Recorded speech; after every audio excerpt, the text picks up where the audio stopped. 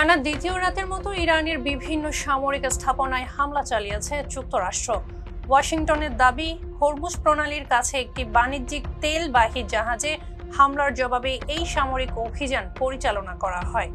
মার্কিন central command বা CENTCOM জানিয়েছে, প্রেসিডেন্ট ডোনাল্ড ট্রাম্পের নির্দেশে পরিচালিত এই অভিযানে ইরানের সামরিক নজরদারি ব্যবস্থা, আকাশ প্রতিরক্ষা অবকাঠামো, যোগাযোগ নেটওয়ার্ক, ড্রোন সংরক্ষণাগার ও মাইন স্থাপনের সক্ষমতাকে লক্ষ্যবস্তু করা হয়। অন্যদিকে ইরানের দক্ষিণাঞ্চলে সিরিক বন্দর ও কেশম দ্বীপের আশপাশে একাধিক বিস্ফোরণের খবর দিয়েছে দেশটির রাষ্ট্রীয় সংবাদ মাধ্যম।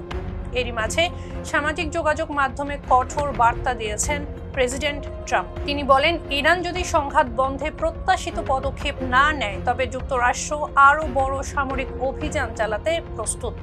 এর আগে হরমুজ প্রণালীতে পানামার পতাকাবাহী এক তেলবাহী ট্যাঙ্কার ক্ষেপণাস্ত্র ও আত্মঘাতী ড্রোনের আঘাতে ক্ষতিগ্রস্ত হয়। এতে জাহাজে থাকা 2 মিলিয়নের বেশি ব্যারেল অপরিশোধিত তেল ও কোনো নাবিক ক্ষতিগ্রস্ত হয়নি। তবে এই ঘটনায় মধ্যপ্রাচ্যে নতুন করে যুদ্ধের আশঙ্কা জোরালো হয়ে উঠেছে। ছিলাম ইরিন আহমেদ। ফেসটা পিপলের সঙ্গে থাকার জন্য ধন্যবাদ।